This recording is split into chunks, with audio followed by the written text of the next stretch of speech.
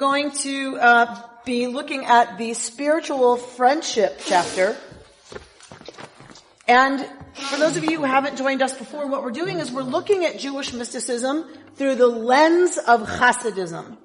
So we're looking at teachers who take a point or a text from Kabbalah and expound on that text, a Hasidic master expounding on that text. But even that level for us is filled with language and jargon and references and inferences that we don't really get.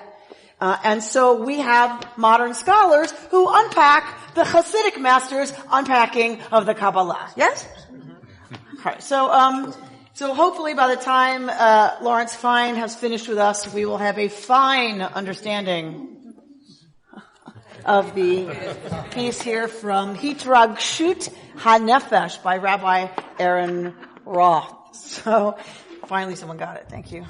All right. So does someone want to begin reading? And if you can do so loudly so our microphone can pick you up so it can be heard online.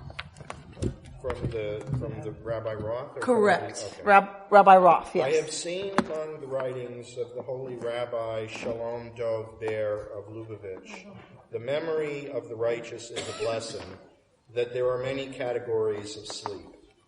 There is a sleep that is no more than a light nodding when the sleeper is half awake. There is a category of real sleep. There is the category of slumber.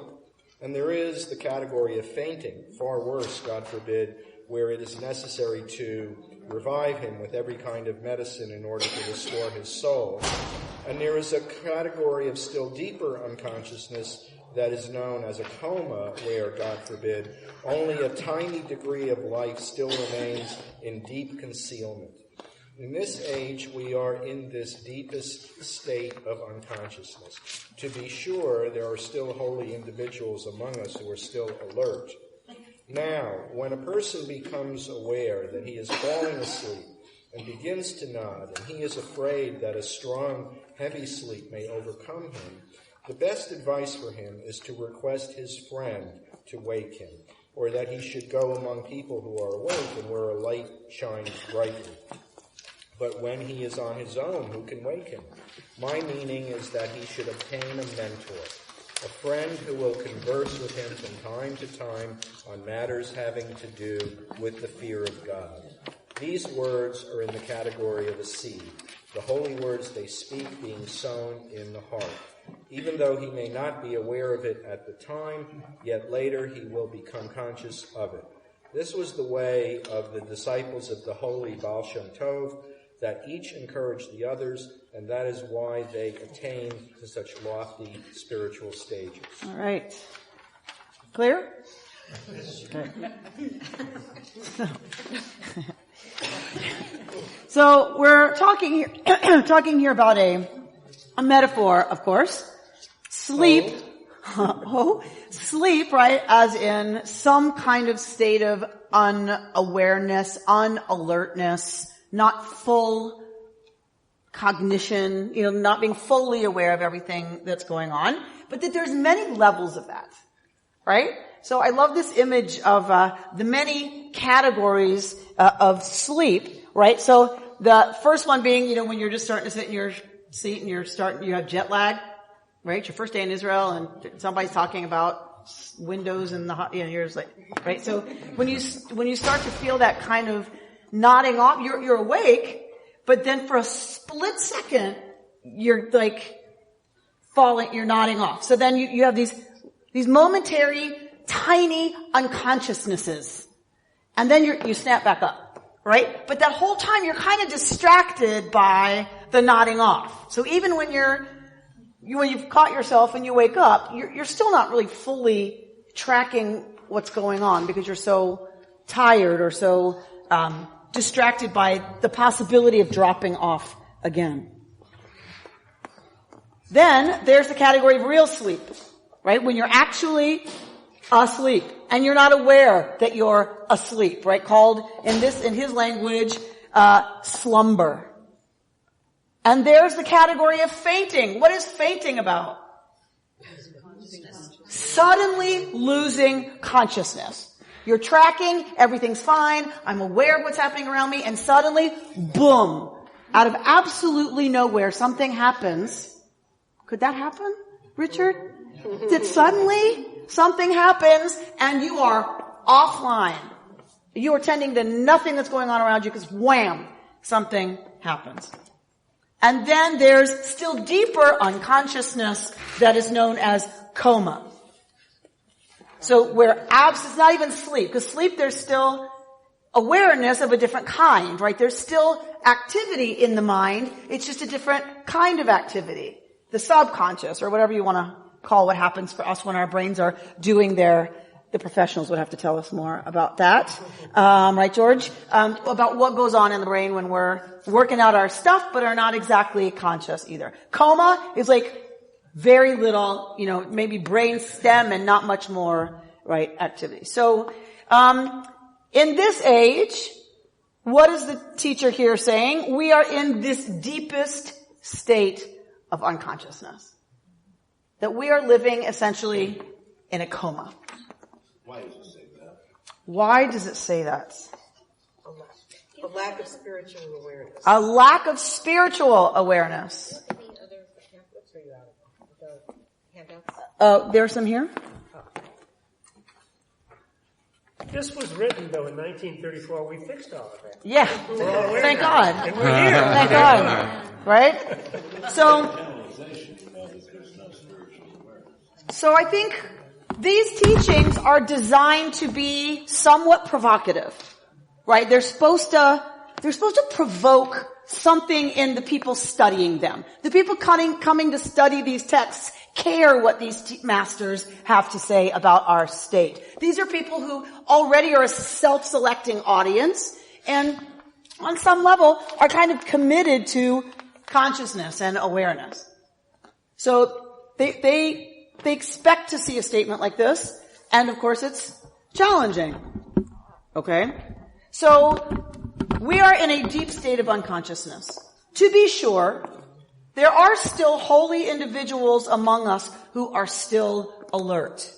So most of us are busy shopping, right, and watching TV right, but some people are actually alert. So what happens, the next metaphor he goes into, is when a person becomes aware that they're falling asleep and begins to nod and is afraid that a strong, heavy sleep may overcome him. What should that person do? How do you prevent a real sleep from happening if you keep nodding off? Have someone wake you. Ask a friend to help. Have someone make you stay awake. Right? So you go among people, so you have a friend say, if you see me nod off, just kick me, right? So you enlist somebody to help you when they notice you're nodding off. Can you already see where this is going? Right? I love this. So enlist a friend. Next time you see me not paying attention, let me know. Wake me up. Or you could go among people who are awake where there are bright lights. So go where folks are really alert and really awake and there's lots of bright lights because the environment itself will force you to be more awake. You are very much less likely to nod off, right, in bright lights with lots of people, right, talking around you. But when you're on your own, who's going to wake you?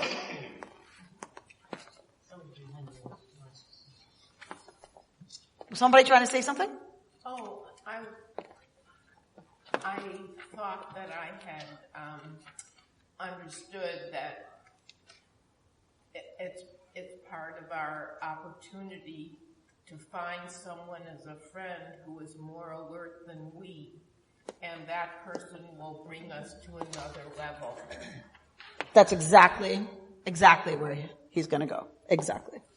So when you're on your own, you're kind of on your own. You start nodding off, and if you do fall into a really deep sleep, somebody will find you eventually, or you'll sleep long enough and wake up. My meaning is that one should obtain a mentor, a friend, who will converse with one from time to time on matters having to do with fear of God. So I just want to make... Where did that come from? I mean, that wasn't part of the discussion at all. So all of a sudden, we're not talking about fear of God. So he's unpacking his own metaphor, right? So Rabbi Roth is now unpacking this whole metaphor of having a friend wake you. What does that mean? Obtain a mentor or a friend who will converse with you from time to time on matters having to do with fear of God. So I want to go to Reuben's point about like what? Where did that come from? Yir'ah. Talk to me about the Hebrew concept Yir'ah. Yir'at Hashem.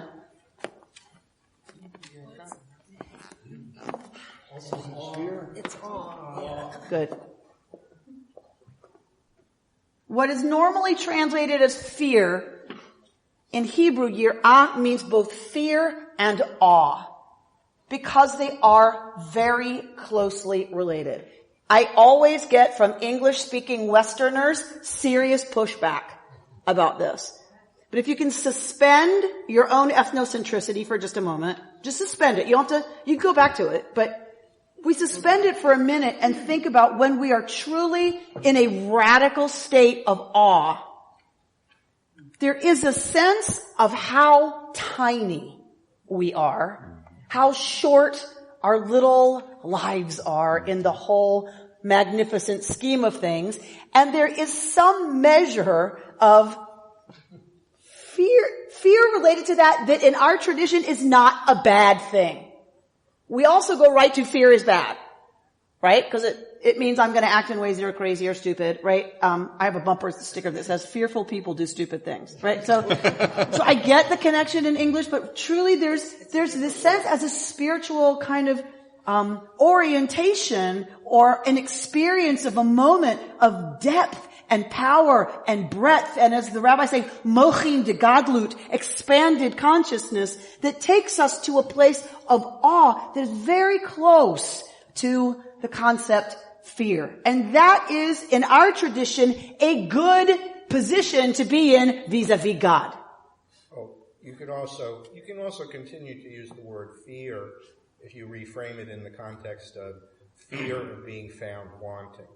In other words, you have aspirations to be right in your relationship with God, your fellow man, and the universe. But when you encounter any aspect of the divine, you start thinking, am I up to the task? And you worry, you fear that you're going to be balanced in the scale and you'll be found wanting. So for Richard, what makes this word okay and work a little bit better is fear of, and then put it in there. It's not fear of God so much as it is maybe fear of, am I accessing and fully bringing into being my own divinity, right? My own capacity for holiness and being a reflection of the divine image. So Reuben, to your question, so who's going to help us stay awake? The folks who are writing this are rabbis. What do they think is going to keep you awake? Torah. Conversation that is going to lead one closer to the place of being in contact with one's awe of the hugeness and bigness of it, capital I. Right? It being existence, God. Right? They're all the same thing, for us. Okay. So, these words are in the category of a seed. What words? Yeah. Which words? Which words? Which words are the seed? The words that lead us to the fear of God. Sacred conversation. Sacred conversation. The words of the conversation with that friend that are in this genre of language, yir'ah, they are a seed. How many times have you understood what some master teacher was saying 3 years later? Yes? That the seed often gets planted and we're not mature enough yet, or we haven't had a certain set of experiences or awarenesses enough yet to be able to open the full meaning of of what somebody has imparted to us through language. And so I love this image of it's a seed. Sometimes you kind of get, oh, that's a seed, and you get it. You see it, right? But something else is going to happen when that lives in you for a while.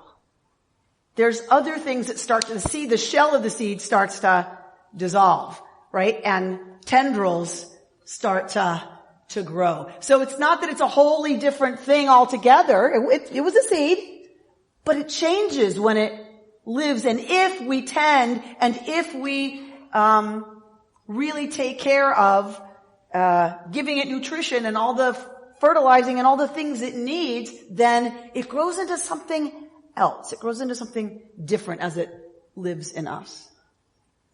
Thought I saw a hand. Even though the words they speak, what? The holy words they speak being sown in the heart, right? So the seed is being sown in the heart. Bert, can you see if we can get a custodian, please, to lower is anyone else warm? Yes. Can we lower the temperature in here, please? Gotta check. I always gotta check at this stage. Amy. Yes. What you're talking about also is the relationship of parents to their children. You think? Plant the seeds, but they won't be growing there for another bunch of years. You hope to live long enough to see it. And so the comment is that this is parents and children, that we plant the seed and we may not see sprouts for a very long time. And the real spiritual work of any kind of tutelage, any kind of, whether it's parenting or teaching, right, or training, coaching, whatever it is, psychotherapy, you can plant the seeds and you have to trust that you've planted what you can. Right? What happens from there? I saw the elbow. Yeah. I saw the husband elbow the wife up there. Great. That means cha-ching, right? So, something went in. We have to trust that we've planted the seeds and that it's really on some level, and I mean this respectfully and truly respectfully, it's none of our business. What we could do is plant. It's really up to the person who's receiving it to figure out how to tend it or whether or not to tend it. We don't get to pick that. We get to pick what seeds we put in their heart, right? And already that's hard enough, right? How many times it's halfway out of my mouth and I'm like, that is not what I want to plant in her. So that's hard enough just to even choose what you're planting. But doesn't a lot of it have to do, I think we too are not only the planters, but I think we too are the nurturers. We need to know how to nurture that seed. And to help it to grow. I don't want to push the metaphor too hard because then it loses something, but I'm going to push back and say I think we can teach them how to garden, but they have to tend the seeds. We can impart teaching and knowledge and wisdom and teach gardening, right? With love and affection and attention and respect. We can teach the best practices of gardening, but ultimately everybody's garden is their own place. But again, I don't want to push the metaphor so hard that we're stuck in the limits of it. I'm just observing the intergenerational planting we've now talked about isn't in our text. Correct. I took it as very personal. I need a mentor, and he'll tell me 2 things on what he needs to be, which we'll get to later on. Yes, because you read ahead. I love that. So this generational thing is one model, but they're really talking about something else here. This is not mostly the parent-child relationship. Not that that's not relevant, but they're really talking about chaver, which we're gonna get to. So, this was the way of the disciples of the holy Baal Shem Tov, right? So this is about the origins of Hasidism. That each encouraged the others. And that is why they attained to such lofty spiritual stages. That they each encouraged each other. That it wasn't some master teacher, and that's why they were so fabulously spiritual and enlightened.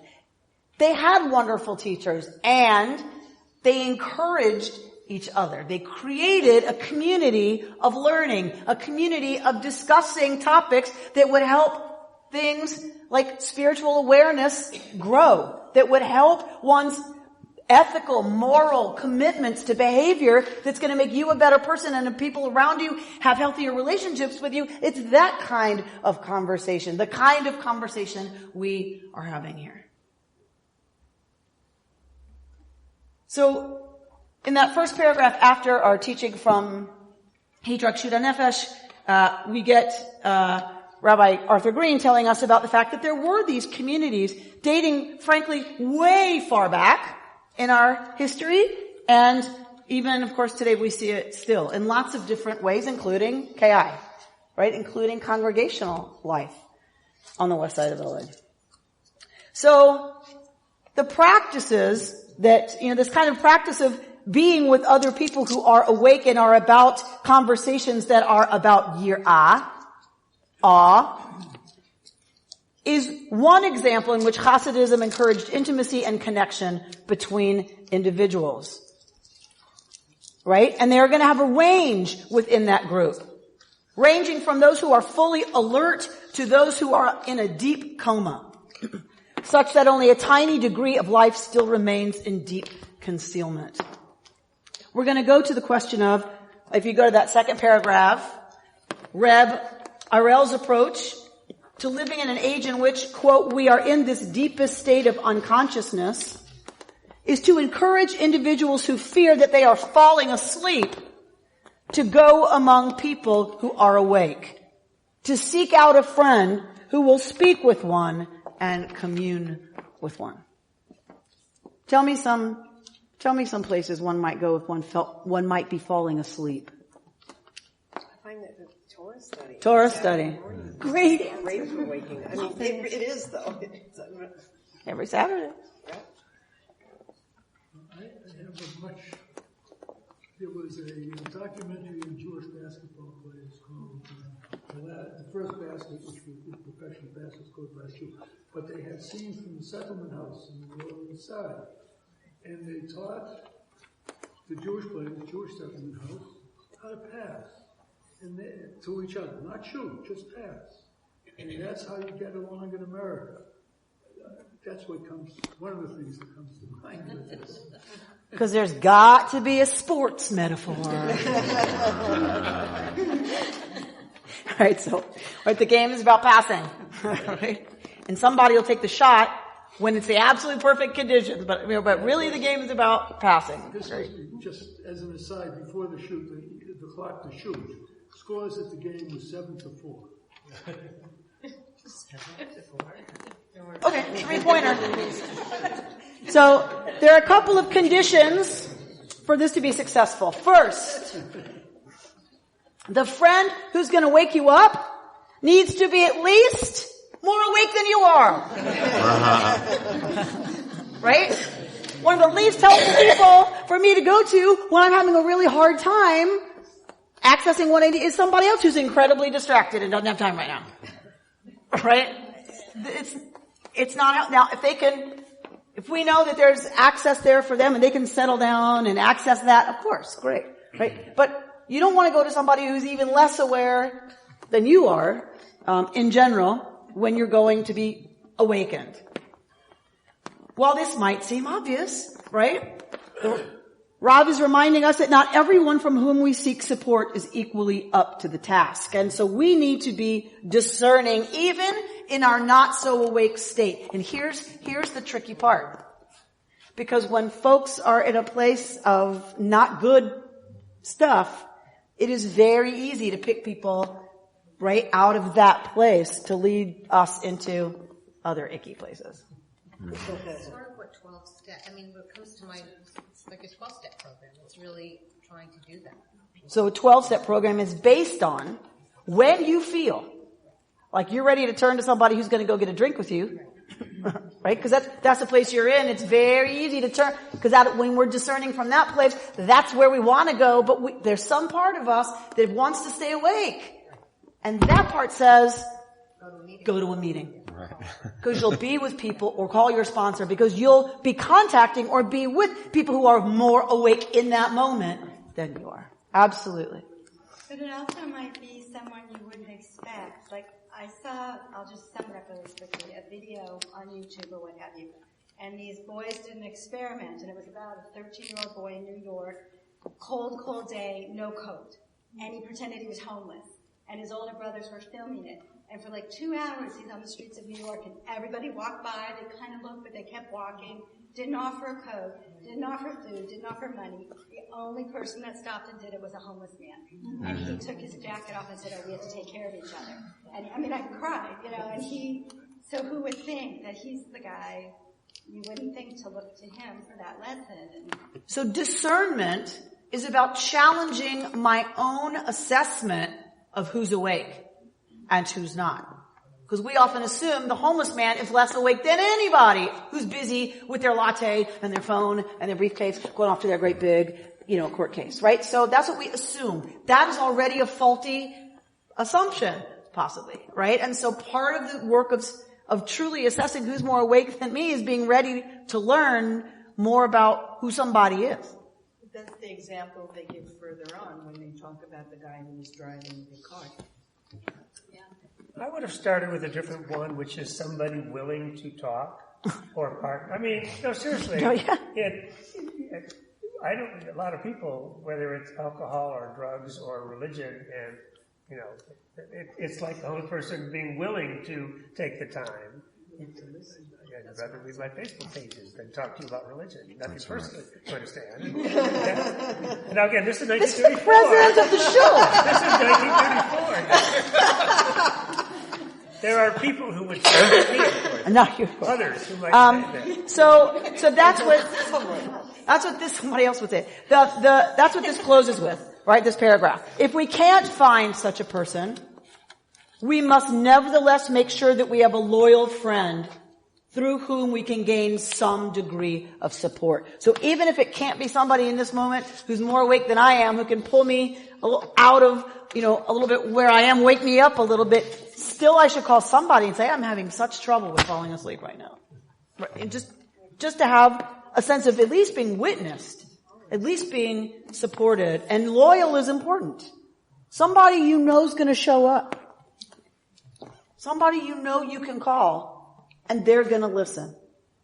And they're going to witness whatever's happening for you right now. I don't want to be too much of a Pollyanna, but the darkest times in my life have also been the most illuminating, because those are the times when I suddenly remembered the friends I had, because people who I might not have talked to in a while were there for me. Like when my sister died, and what good can come from that? And the thing that can come from it is you can suddenly wake up to there being people in the world who do care about you, who care about greater things. And when you just have been in this sleep and not aware of it. And so I want to be clear when I'm speaking that I don't mean that asleep means bad times. No, not necessarily. Right? Because bad times can be hugely insightful, hugely wakeful in terms, right? That it's I just want to be clear, when I'm saying sleep, I'm talking about unaware, not suffering. Right. Because suffering can be hugely informative. That might be awake. I might be my most awake when I am in my lowest place. That has certainly happened to me lots of times. This is much more, I think, about the danger of ennui, the danger of getting too comfortable, getting complacent, getting unconscious in terms of how many times have you driven home and you don't even remember making those turns? Right? Because our minds can get us there. They know the pattern, they know the routine, and we're not even present for the left flip and turn. Right? We're just completely unconscious, right? So, and we're off, worrying about something that hasn't happened yet, and, regretting something that could have gone a different way had I not been such an idiot. Like all that, right? That is unconsciousness, according to the masters. According to Kabbalah, that is coma, not suffering. Because that can be seriously wakeful, that state. If we're aware, right? If we're in touch, if we're doing our work of letting what we feel actually, here's something that's going to scare you to death. Letting what we feel actually come up. Right? Because we do just about anything rather than really feel what's there. Really face what's there. Really face what we are experiencing. Did you put your hand up? Oh, I was just moving, but is that an assumption that if you are in the deepest, darkest part of you, that you will necessarily learn something from that? If one confronts one's own darkest moments wakefully, yes, then growth is possible. Nothing's guaranteed. Right, no, I understand that. But again, in a very dark place in your life, there may not be a place to grow. So their teaching is you must get yourself somewhere where you can grow. You must get yourself to a place where somebody's more awake and somebody can say, I've been there, I've done it, come with me, I'll show you. Right? Or just go to another room. Right now in my office is a group having conversation. Grief Haven, people who have lost children. You want to talk about the darkest thing possible? They're in my office right now. But they're in there together. Having conversation that's about how do I take the absolute blackest of the dark and do anything other than jump off the roof. That's what I was referring to. And so that conversation is critical. What's happening in there is holy, holy work. All right. Did you want to say something, Michael? Oh, yeah. Better not be about Facebook, though. No. I mean, in that circumstance, you turn to your mother and hope you have a really good one to give you guidance. Mentor could include a knowledgeable and awake mother. It could. If one is blessed with such a person. This whole discussion, I looked at it, I actually did read it, and we men are not quite as good about having conversations on meaningful things as opposed to sports, which we're really good on, and in my opinion, with maybe politically incorrect statement, and y'all women. Women do a much better job, I think, of talking to one another. Well, we don't encourage men to, our society does a terrible job of modeling and inviting men to access their own inner lives. I have lunches every month with, a number of friends, and have begun with an additional friend. I'm going to confront them with this at the next lunch. They're all going to run. They're just going to run away. That's why I thought the part where the rabbi encourages or mandates, find a friend that you speak to a half an hour every day. Yeah. And I'm saying to myself, what man has a friend like that? That's a spouse. Well, yes. But I'm not talking about that kind of intimate relationship. A lot of women talk on the phone to a friend every day for a few minutes, even when they have nothing to say to each other. Yeah. Like a reach out, a check in, and that provides the kind of support and light I think that we're talking about.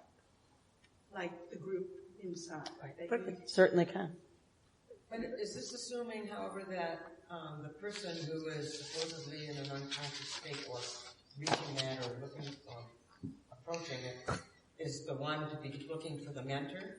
Sometimes a person who is outside of that state, or could be a mentor, sees the other person sinking into the unconscious state. And whether it's asked to be a mentor or not, reaches out. So there's certainly different ways episodes of support can happen. What Kabbalah and Hasidism are always interested in are what are best practices as habit. So surely, yes, someone can see that someone's suffering and is not able to reach for help and can say, you know what? When I said, how are you, Linda? I am not buying fine as your answer. Do you want to go have a cup of coffee? So that 100% can happen. Yeah, you're free. The teaching is how do I cultivate the habit of, I think I'm falling asleep. I need to call Linda. It's about cultivating our own awareness of our state of consciousness or lack thereof so that we can, know that we need to get ourselves somewhere to access that. I have found in my experience that in order to me to exercise my consciousness muscle is to listen to others and not to dial down or shut off my internal, quiet my mind and just be with them and listen. And that's how, and no commentary, not just listen. Nice. So, because what you're saying is you're choosing to kick yourself and wake up. Because what happens is people start talking and often we're off back in worrying about what I should have ought to said had I not been such an idiot, worrying about what hasn't even happened yet, which is unconscious. Right? So it's about that whole, right, what I hear you saying is one practice is, I'm not even really listening to you. Right? Amy, you're falling asleep. And so the practice is to, like you said, dial it down, bring monkey mind down, right? And just focus, truly open our hearts and listen as a non-judgmental, non-anxious presence to someone who's really speaking to us. And when we do this, in spiritual practice, when we do this kind of listening, I don't know if you've ever done that reflective listening where you don't speak, someone talks for 3 minutes, then you both sit in silence, then the other person speaks for 3 minutes, and then you sit. It is such a crazy thing to get used to, because it is so not how we do things. We're always, yeah, me too. I know, didn't you love that? Right? We're always cueing verbally, and we're always responding in the middle, right? And we don't listen very well, which is one of the reasons that I think, if you ask me, we got this big old amazing spiritual practice that we could all be doing 3 times a day. Shema. Listen up. Listen. Because who's Shema directed to? Us. Shema Yisrael. It's not listen God. God's always listening. Duh. Shema Yisrael. Listen up, person of Israel. Shut up. And listen. And then affirm our connection, our unity. Adonai Echad. God is unity. It is a oneness. It is a singularity. It is everything, which means you are part of me. Yes.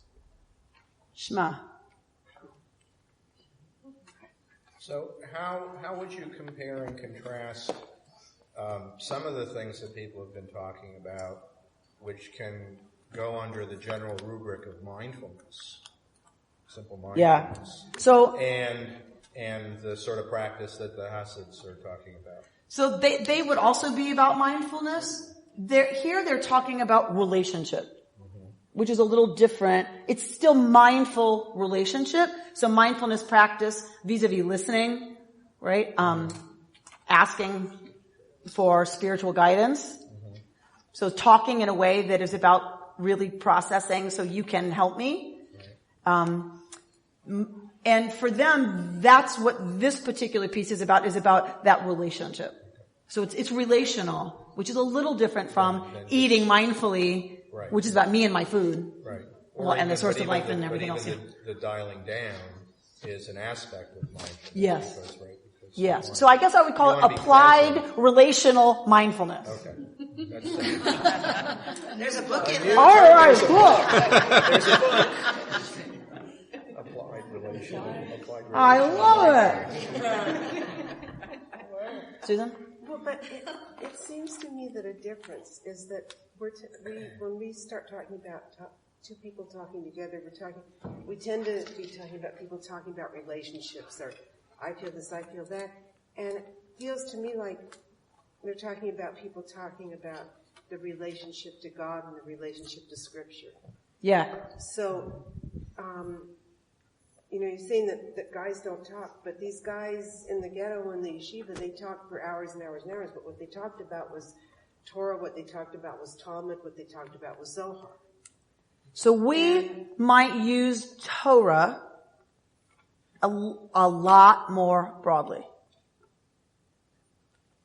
So in that mindful relational interaction, if there is that about ethics, values, morals, best practices, right? Good habits, encouragement. All of that for me can be under the rubric Torah. We have some very specific literature, right, around what we would say is our relationship to God. I think Reconstructionists and liberal Jews focus more on godliness than God. So what is going to help me live a life of more godliness, of more holiness? That's of God, but we don't put the focus on God. The focus is on how does God move through me so that I'm different, and all of my interactions create an atmosphere of greater holiness, an environment of greater holiness. But you have brought this piece, which I really enjoyed, from 1934 Hasidic Judaism to 2015 Reconstructionist Judaism, because I hate the expression to put a fine point on it, but to put a fine point on it, awareness here, awake here, is knowledge of our relationship with God, and to get more aware of that relationship, and again, you say rabbis wrote this, talk to somebody who's read more scriptures than you have and get more aware of our tradition. That's the one-on-one conversation. And they say later that, the two of you study Torah together. And believe me, men don't do that. Not constructionists, Jews or other Jews. So I'm going to, let's talk about Torah and see what I get. Right, so let's go to this best. I'm going to try it. This practice, and it's from, Pirkei Avot, one of our great collections, one of Bert Kleinman's favorite. He's studying it right now. Aren't you, Bert? Yes, I am. Which is called Chapters of the Fathers, which I hate, because Avot is not fathers. Avot is ancestors. But Hebrew's a gendered language. So unless you're talking about just the foremothers, you have to say Avot, not emot. Right? But Avot does not mean fathers. It means ancestors. All right. Do you think I feel strongly about this? All right. So looking at that text, we're on page 115 in the middle of the page. Looking at an early rabbinic text who's commenting on an even earlier text. What is the earliest text? It is from the chapters of our ancestors, chapter 1, verse 6. Some of you are very familiar with it, I'm sure. Right? Kanelecha Rav. So we're going to unpack it, because it's one of our greatest. It's one of our greatest. Kanelecha Rav. Right? Oh, sorry. Aselecha Rav. Duh. Aselecha Rav. Uknelecha. Don't worry about all this. Chaver. I just want to focus on some of these words. And then the third sentence is, and judge everyone lakaf zechut, to the side of merit. Okay. So make for yourself, what's Rav? Teacher. It's from a term of importance. Rav is from the root, expansive, abundant, right? Shalom Rav. We pray every time we get together, Shalom Rav. We pray for an abundant, huge, vast peace. Right? So, it's from that source. That's the same word. So then, someone who is that you would call abundant, expansive, right? And using that as a title now, Rav. So someone who's masterful in, right, opening stuff up, expansiveness. So make for yourself a Rav. So it doesn't say you're assigned one. Aseh lecha. Make one for yourself. Pick one. It can change next Thursday if it needs to, when you're different and you need a different Rav. But you have to have a Rav. You have to have somebody you can look to, you can go to, who is going to be about how to expand you in holiness, in godliness, in goodness, in the hard, strident work we have to do to be better. Who's a Rav for you? So it's a 3-part prescription. I think it's one of the best prescriptions we got. Aseh lecha Rav, number 1. Number 2, and this is all part of the same prescription. The doctor hands you the prescription sheet. Go pick these 3 things up downstairs at the pharmacy. 1, Aseh lecha Rav. Make for yourself a Rav. 2, Kneh lecha chaver. What is chaver? Yes, but no. Chaver. Studying Hebrews with another person. Chavruta comes from chaver. But friend is so...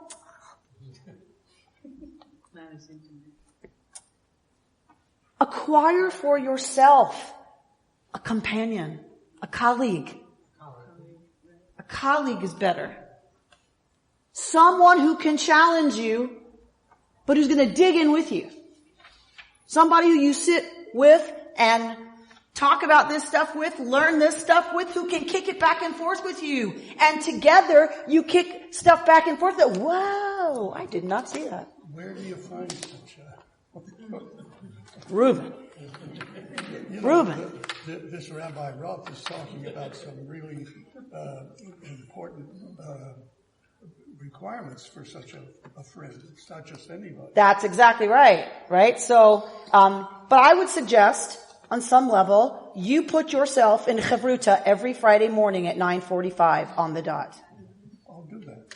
You do that. You already do that. I know that. Right? So you come to Torah study every Friday morning. You are sitting with your colleagues every Friday, and I see and witness the depth of your conversation. It is astounding what happens in that room. And I've watched the two of you have incredible chavruta with each other. The dialogue that you two have for how many years now? A lot. Too many. 72 years? Wow. So that is a serious set of requirements. And but I'm looking at what Reb Haver points out as what you should be looking for. Okay. So we'll talk a little bit more about what those qualifications are in this particular context. So, ukneh lecha chaver, acquire for yourself a colleague. It's the best gift we can give ourselves. Someone who's gonna walk this path with you. And, thank you. You said there were 3. And there was a third. That's right. I didn't see the Hebrew, so I went, wait, what is it? How old am I this month? So, number 3 is, and judge every person, lekaf zechut, to the palm of merit. Because we're always judging people all day long. All day long, all day long, all day long, all day long. And is it going to be merit, right, or not? And so often, which is why it's number 3, so often we are so programmed, aren't we? Aren't we ready to just go, I cannot believe she just said that. We are so programmed to criticize. Right? We meet someone, we want to like them, but we know, I don't know. We are just so ready. And Human nature. Because we gotta be careful. Once upon a time, it could have meant, right, the enemy, we were toast. Maybe. But it's okay that we're set that way, but we have to consciously not do that if we want to be spiritually awake people. Responsible, ethical, moral people about creating more godliness and holiness in this world. We must judge people to the side of merit. Assume the best. Assume they're trying the best they can right now. Assume they didn't eat breakfast. Not that they're a terrible person, right? Assume somebody just snarked at them, right? If they snark at you, right? So there's lots of ways to judge to the side of merit, even if it's this much, even if it's not a huge, I love that person, they're so fabulous. We can still always correct that impetus to like, yeah, right? These are the big three. So, Reuben's pointing out that that's from Pirkei Avot, right? But in Avot de Rabbi Natan, Rav Natan is quoting this and commenting on this when he says, this teaches that a person should get a companion for himself, to eat with him, drink with him, study scripture with him, study Mishnah with him, sleep with him, and reveal to him all his secrets, the secrets of the Torah and the secrets of worldly things. What is he suggesting a chaver is? Serious study partner. Serious study partner. What else? That's one. It's like a mate. So, but I would suggest that this is not about, like you said earlier, an intimate kind of relationship like that. I'm stumbling over to sleep with him. So meaning, they would study in the Beis Midrash till 3 and 4 in the morning. They would sleep, and then they would get up and daven Shachrit, and then they would continue studying. So, this is, now, it's a whole nother conversation. I'm not suggesting there is not homoeroticism all over the place. Just watch Yentl again with different eyes. Right? He's nervous. She makes him very nervous because he's aware he's attracted. Right? To his chavruta. So, yes, it's a very intimate relationship, and there's a line over which a mate is, this is an opting in that's not marriage. Does that make sense? Mm-hmm. Your mate is kind of like, they're stuck with you. You're stuck with each other. In a good way, but you're stuck, like you're in it. This is an opting in. This is voluntary. This is somebody who chooses to be this close to you out of choice. Right? Some of the most beautiful and close relationships we have, Bubby, yes? Are relationships and family of choice. Yes. I'm just going to say, I guess you could say like a mentor. But okay, so serious study partner, mentor. What else do you hear here? They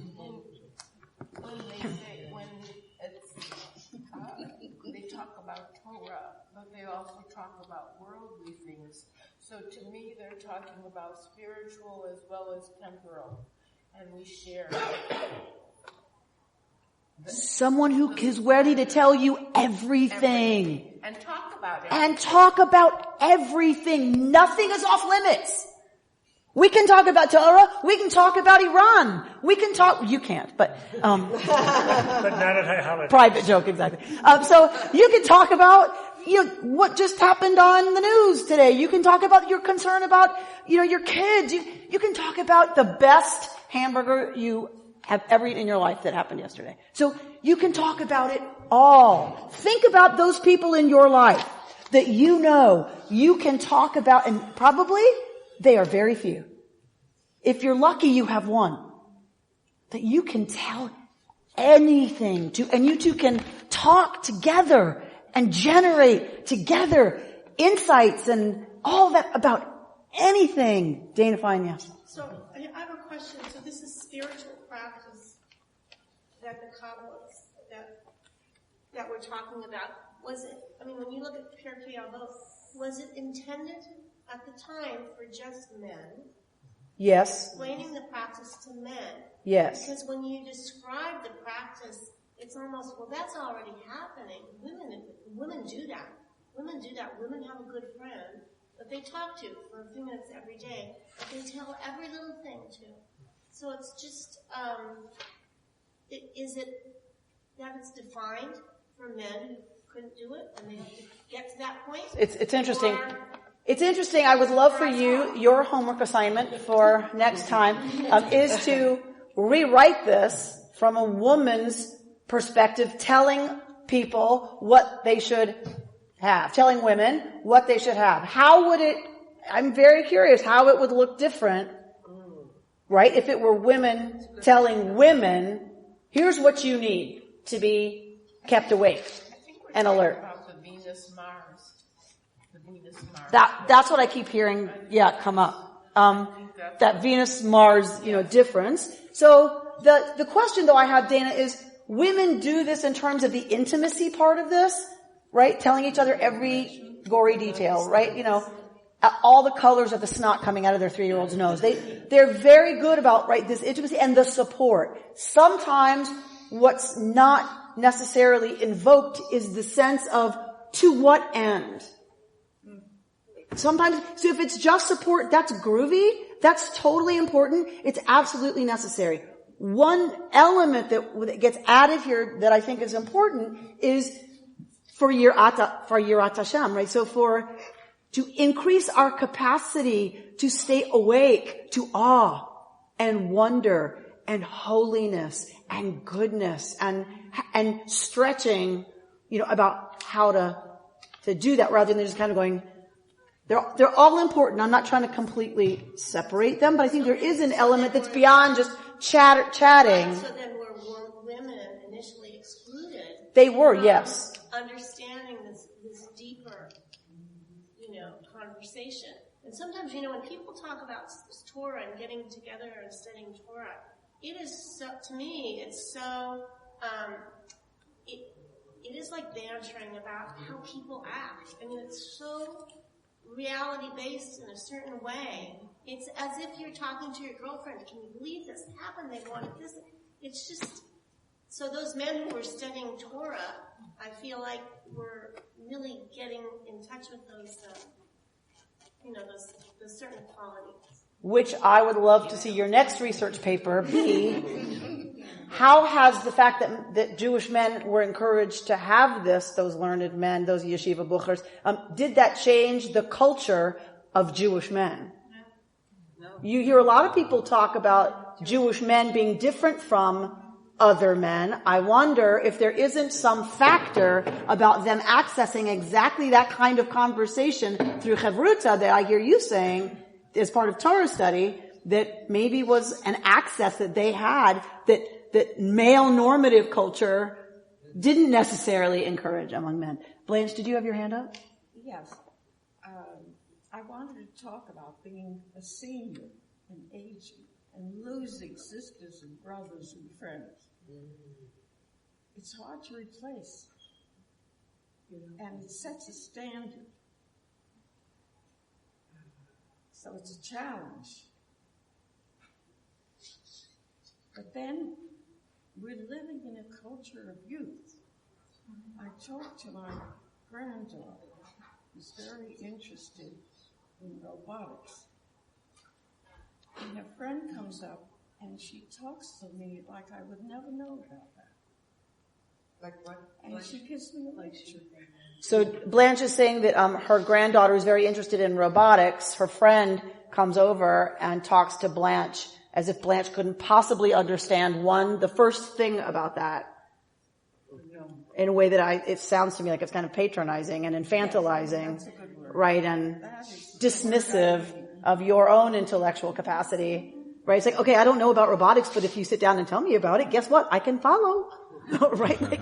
And so what Blanche brings up also is the hugely important issue of aging in terms of once one has the blessing of this in place, what happens is if we live long enough, they begin to die.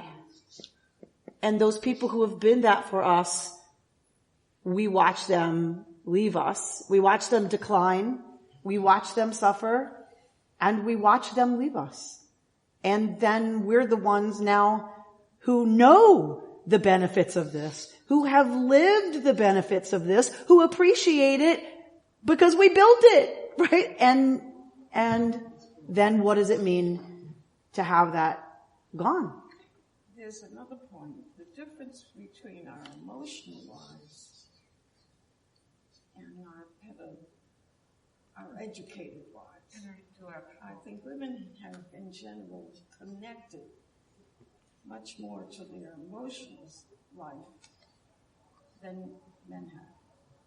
So that rich vocabulary of emotion that we share with one another again then informs the intimacy that you talk about then being so hard and devastating to lose. And how does one begin to replace that? You can't replace obviously the relationship, but how do you replace those needs that got met somewhere? It's a really important question of this life stage. Don't we have, as we get older and hopefully mature, don't we also have in the midst of this change where, some of us lose companions over the course of time, as we mature, we also are given the opportunity to, in turn, become the mentor or companion to someone else. We need not always sort of be in the position of the junior partner, so to speak. At some point, we've learned enough and grown enough and matured enough to have some wisdom possibly worth passing on to someone else. And so certainly mentoring is one of the ways we can develop intimate relationships, 100%. And I think there is something to chaver that is about the equal. Right. And that mentoring is exhausting. And it's rewarding in its own way. And that is seriously important. Legacy. Writing, Blanche. She's a poet. Legacy, right, is a huge way of getting at a lot. But there's something about chaver, the intimacy of a colleague, of someone in your level of experience that is really hard to lose and then very hard to replace. I was just going to say that even the wisest person and most elderly or whatever always needs an advisor. The president has an advisor. Whatever level you want to look at, we all need, whether we're 90 years old or whether we, a rabbi or whatever, we all need an equal to advise us or somebody to, look up to, whatever it is, for advice, because we kind of don't always, we need the feedback. I may be off the track, but part of what I most enjoyed in this particular reading was mentioning the fact that we need to find somebody to support us. We need to find somebody who will give us encouragement, who will make us feel good about ourselves. And that's very important in the relationship. And so often, we see it as a weakness, don't we? I mean, I hear tears coming up. We feel it, and we feel it's something that's missing and so vital and so critical, and yet we feel like, what's wrong with me that I'm not trying to put words in your mouth. There's so much around that we long for it so much. And what I love about this piece is that it's saying it is vital. If you want to be spiritually awake, you have to have that. It is a prerequisite. It is a minimum. Not the idea. You can't wake up without somebody ready to support you and encourage you and see the best in you and promise you it's going to be okay and I'll be here through it. And that's what we provide for each other. And what I love about these kinds of intentional communities like KI is that you don't have to know the name of anybody in this room. We're here. We're here for each other, right? That's the gorgeousness of intentional community, is we are here and we're showing up, right? And we're figuring it out. together. And that this conversation, right, is our chevra. Now, Tom? I can really relate to some of the things you've been talking about here. For the last 2.5 years, I've been missing a guy who was my gym partner for 32 years. He died at 96, 2.5 years ago. He was a lot older than me. But it was one of these relationships where the age just didn't matter. And we didn't call it anything spiritual. We never polluted it highly. We just went to the gym and we had fun together. And we did a few other things together, not too many of them. And, I remember when he was 96 and losing his mind, he took my hand one day and he said, "I forgot a lot of things. I'll never forget you."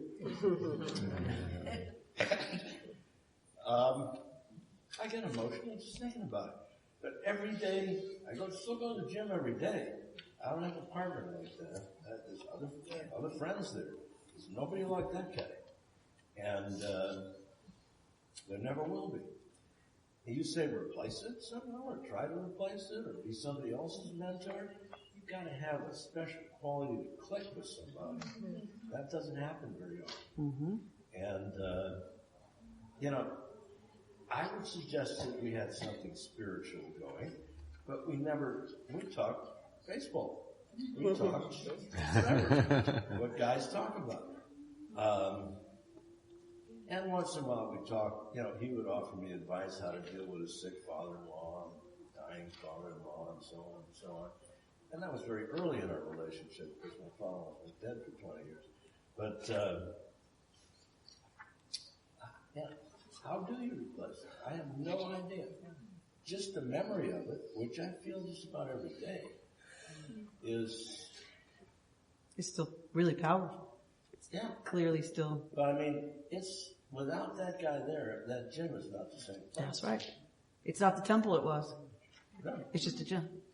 Well, it always was just a gym.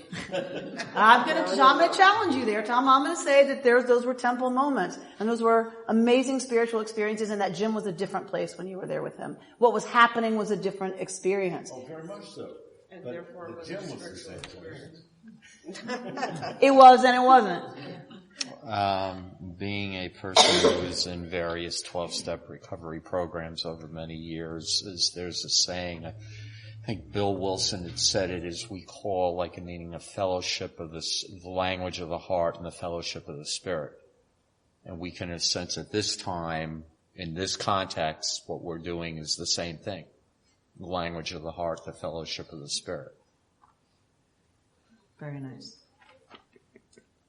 So we'll look at just these closing teachings. One thing that he's clear about is one of the things that makes it a spiritual experience, because he's asking the question, well, what defines spiritual friendship, is mutuality. Right? That deep mutuality of someone who enjoys being with you as much as you enjoy being with them, who finds it as growthful for them as it is for you. Even if it's your mentor, that they get something out of it, and you can tell they love teaching and you love, right, that there's something about a mutuality that creates a positive feedback loop that's good for everybody.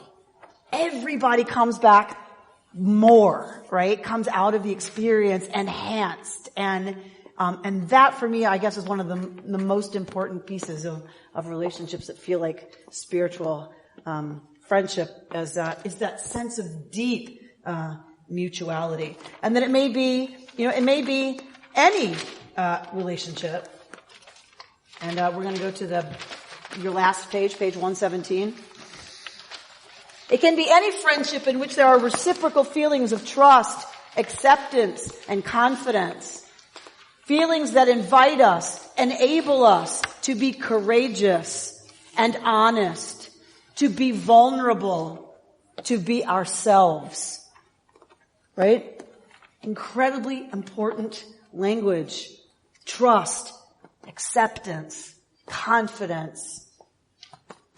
Feelings that invite us, enable us to be courageous and honest, to be vulnerable, to be ourselves.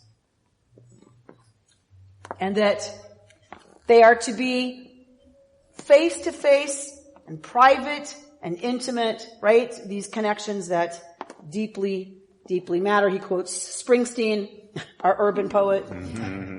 And a little of that human touch. Just a little of that human touch. And we shouldn't forget the physical nature of friendship either. One of the things I experience most as people age is they talk about touch deprivation. We don't get touched. We don't get hugged as hard. We don't, right? There's so many ways we need to appropriately, of course, touch each other. Appropriately, of course. Remember how as with life itself, friendship is always a work in progress, always evolving. At times we stumble, and we need to do tikkun, the work of repair. And of course, sometimes even substantial friendships come to an end. All genuine friendship is, in one way or another, loving friendship. And like love, such friendship has no need to highfalutin itself, in Tom Elias's language. Has no need to announce itself, no need to impress anyone or satisfy anyone's ego. In the end, we cannot imagine human life without enduring, loving friendship. Somebody want to close with reading Jane Hirschfield's poem, The Heart's Counting Knows Only One? In Sung, China, 2 monks, friends for 60 years, watched the geese pass. Where are they going? One tested the other, who couldn't say. That moment's silence continues. No one will study their friendship in the koan books of insight. No one will remember their names. I think of them sometimes, standing, perplexed by sadness, goose down sewn into their quilted autumn robes. Almost swallowed by the vastness of the mountains, but not yet. As the barely audible geese are not yet swallowed, as even we, my love, will not be entirely lost. Thank you. And may we continue to figure out ways by showing up for each other, showing up to our own highest aspirations for who we can become, trusting, risking enough to come to rooms like this. May we be strengthened in our capacity to be both vulnerable and truly present to others' vulnerability, that we might create greater communities and greater selves of holiness. Erev Tov.